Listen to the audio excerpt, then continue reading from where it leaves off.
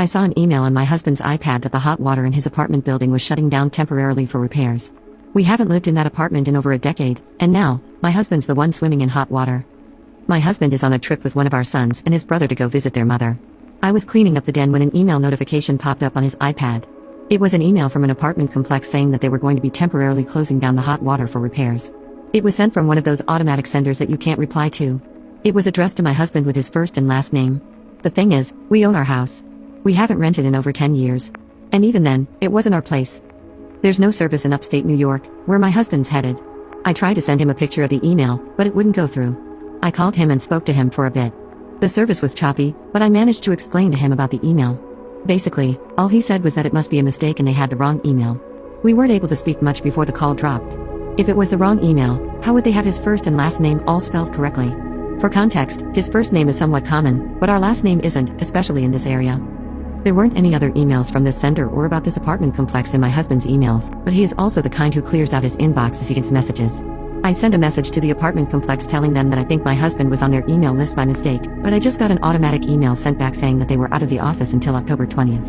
And then there was general rent information sent with pricing for one-bedroom units at $1,600, the two-bedroom ones at $1,900, and that there were no open units available.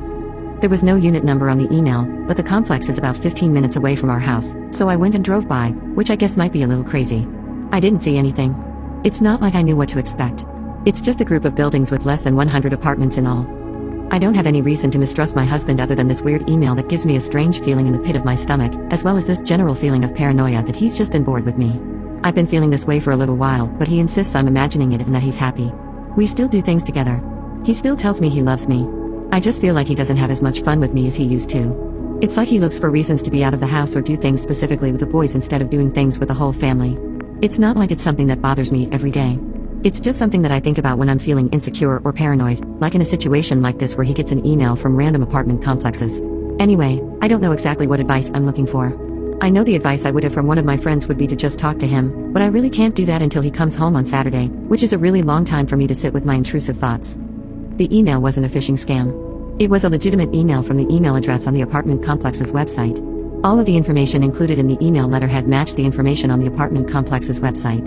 And if it was a phishing scam, I assume they would have been looking for information. This email wasn't looking for anything. It was just an informational email about the water.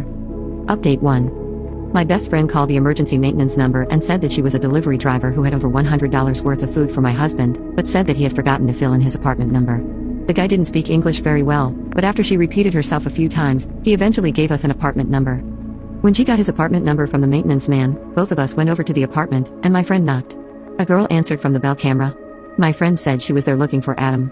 The girl said that Adam wasn't there, but she wouldn't give her any more information.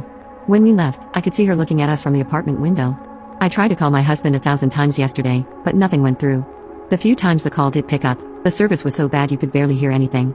So I'm headed upstate to confront him in person. I have a copy of the email, a photo of the apartment, and a recording of the girl saying that Adam wasn't there, which to me is a confirmation that she knows him. If this is all somehow a big misunderstanding, I'm going to have my husband explain it to me in person instead of waiting until he comes home.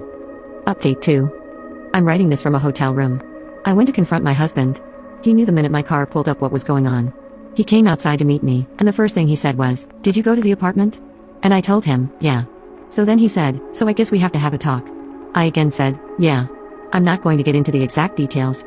It was a long talk, and it involved a lot of emotions. She is his girlfriend. They've been together for 4 months.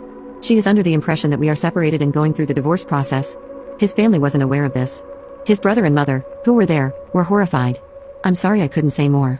I've already contacted a divorce lawyer, a therapist, and a financial advisor.